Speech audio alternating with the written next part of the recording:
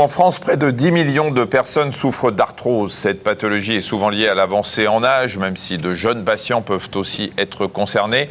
L'arthrose touche les genoux, les hanches, la colonne vertébrale, mais aussi les mains, les doigts, et ce qui peut bien sûr compliquer les gestes les plus simples. Et cette arthrose fait souvent suite à une usure mécanique du cartilage. On va regarder ça sur une animation. On va prendre l'exemple du genou. Vous avez ici le fémur, l'os de la cuisse, tibia, péroné.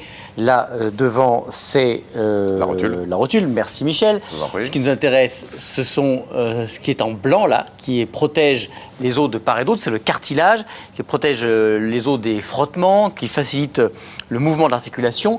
Et l'action de ce cartilage est soutenue par autre chose que l'on va voir ici en gros plan. C'est cette membrane mauve clair que vous voyez ici, qu'on appelle la membrane synoviale, qui renferme un liquide, qui est ici le liquide synovial, qui permet aux articulations de mieux glisser.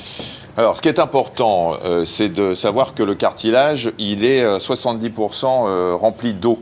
Hein, ça marche ? Ça marche. Oui. Parce que le but, c'est bien sûr d'amortir. Là, vous avez les ménisques, mais le cartilage, il doit supporter aussi les pressions de l'articulation. Donc, il doit être assez souple et en même temps très solide pour permettre les mouvements dans toutes les directions sans s'abîmer.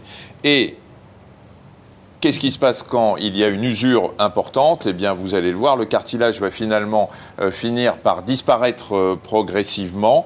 Et bien sûr, c'est ça qu'on appelle l'arthrose. Alors, le cartilage, il est formé aussi de cellules qu'on appelle les chondrocytes, des chondrocytes qui sont là pour refabriquer en permanence ce cartilage. Qu'est-ce que ça donne sur les radios ? Regardez les radios du genou. Vous voyez qu'ici, sur cette radio, il y a bien un espace entre le tibia et le fémur. Vous voyez cet espace ici où il y a des ménisques et puis du cartilage.